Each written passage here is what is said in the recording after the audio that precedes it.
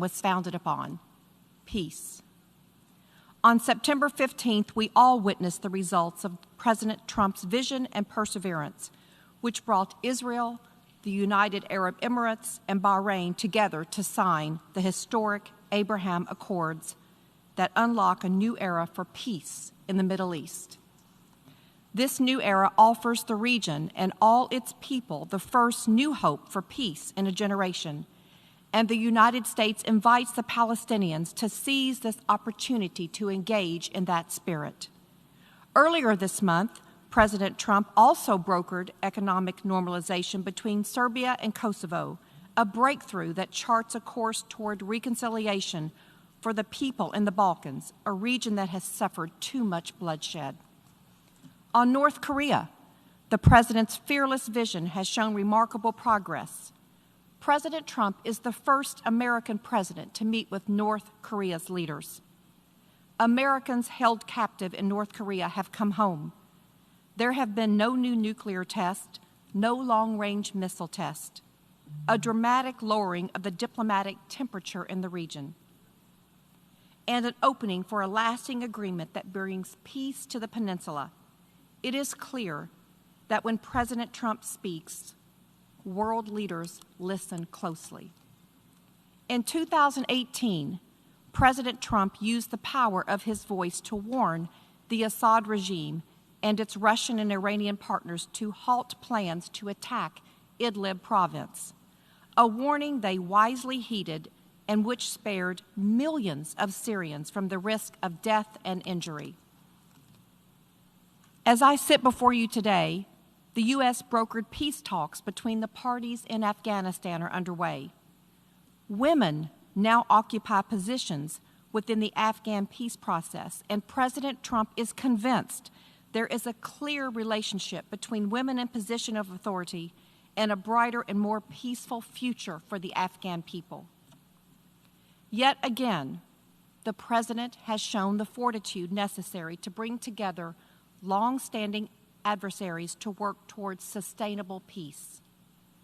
Through his bold leadership, grit, dogged determination, and an unmatched ability to break through the status quo and make a deal, President Donald J. Trump has delivered on the promises he made to the American people, and the world is more peaceful as a result. Mr. President, Mr. Secretary General, distinguished delegates, fellow ambassadors, and world leaders, my Commander-in-Chief and President of the United States of America, Donald J. Trump. Thank you. It is my profound honor to address the United Nations General Assembly 75 years after the end of World War II and the founding of the United Nations. We are once again engaged in a great global struggle. We have waged a fierce battle against the invisible enemy, the China virus, which has claimed countless lives in 188 countries. In the United States, we launched the most aggressive mobilization since the Second World War. We rapidly produced a record supply of ventilators, creating a surplus that allowed us to share them with friends and partners all around the globe. We pioneered life-saving treatments, reducing our fatality rate 85% since April. Thanks to our efforts, 3 vaccines are in the final stage of clinical trials. We are mass producing them in advance so they can be delivered immediately upon arrival. We will distribute a vaccine. We will defeat the virus. We will end the pandemic, and we will enter a new era of unprecedented prosperity, cooperation, and peace. As we pursue this bright future, we must hold accountable the nation which unleashed this plague onto the world, China. In the earliest days of the virus, China locked down travel domestically while allowing flights to leave China and infect the world. China condemned my travel ban on their country, even as they canceled domestic flights and locked citizens in their homes. The Chinese government and the World Health Organization, which is virtually controlled by China, falsely declared that there was no evidence of human-to-human transmission. Later, they falsely said people without symptoms would not spread the disease. The United Nations must hold China accountable for their actions. In addition, every year, China dumps millions and millions of tons of plastic and trash into the oceans, overfishes other countries' waters, destroys vast swaths of coral reef, and emits more toxic mercury into the atmosphere than any country anywhere in the world. China's carbon emissions are nearly twice what the U.S. has, and it's rising fast. By contrast, after I withdrew from the one-sided Paris Climate Accord, last year America reduced its carbon emissions by more than any country in the agreement. Those who attack America's exceptional environmental record while ignoring China's rampant pollution are not interested in the environment. They only want to punish America, and I will not stand for it. If the United Nations is to be an effective organization, it must focus on the real problems of the world.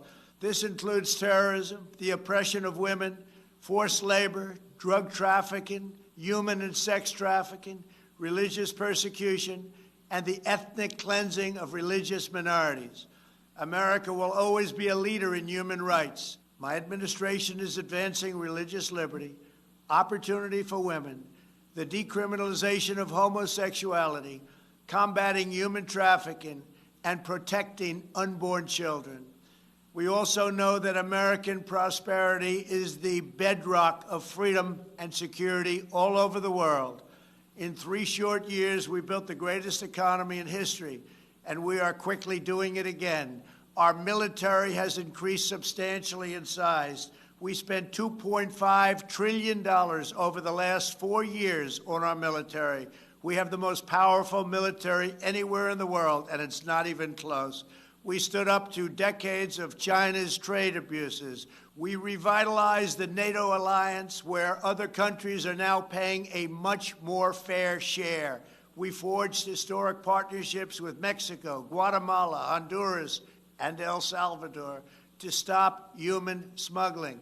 We are standing with the people of Cuba, Nicaragua, and Venezuela in their righteous struggle for freedom.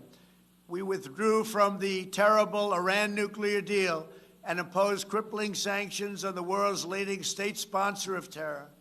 We obliterated the ISIS caliphate 100%, killed its founder and leader, al-Baghdadi, and eliminated the world's top terrorist, Qasem Soleimani. This month, we achieved a peace deal between Serbia and Kosovo. We reached a landmark breakthrough with 2 peace deals in the Middle East after decades of no progress. Israel, the United Arab Emirates, and Bahrain all signed a historic peace agreement in the White House, with many other Middle Eastern countries to come. They are coming fast, and they know it's great for them and it's great for the world. These groundbreaking peace deals are the dawn of the new Middle East. By taking a different approach, we have achieved different outcomes, far superior outcomes. We took an approach, and the approach worked.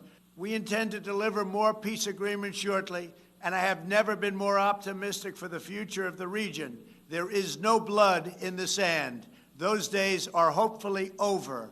As we speak, the United States is also working to end the war in Afghanistan, and we are bringing our troops home. America is fulfilling our destiny as peacemaker, but it is peace through strength. We are stronger now than ever before. Our weapons are at an advanced level like we've never had before, like, frankly, we've never even thought of having before. And I only pray to God that we never have to use them. For decades, the same tired voices proposed the same failed solutions, pursuing global ambitions at the expense of their own people. But only when you take care of your own citizens will you find a true basis for cooperation. As president, I have rejected the failed approaches of the past, and I am proudly putting America first, just as you should be putting your countries first. That's okay. That's what you should be doing. I am supremely confident that next year, when we gather in person, we will be in the midst of one of the greatest years in our history, and frankly, hopefully, in the history of the world. Thank you. God bless you all. God bless America. And God bless the United Nations. On behalf of the